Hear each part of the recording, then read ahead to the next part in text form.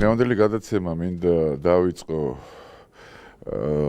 მაკრონის გუშინდელი განცხადებით, აი შესავალს გავაკეთებ, იმიტომ რომ ძალიან იმოქმედა ამ განცხადებამ, მე მგონი არ ვიცი, ევროპისთვის სასარგებლო იქნებოდა პუტინთან ხელახლა ურთიერთობა გაციიძახის აგერ და აი რა დავარქვათ პრინციპში ამ განცხადებას ვერც მოვიფიქრე ვერაფერი, რამე სახელით შეიძლება დაერქვას, უბრალოდ ლეგიტიმურ ეგრეთ წოდებულ ლეგიტიმაციას, მოსიარულე ლეგიტიმაციას მინდა ვკითხო ხალბატონს.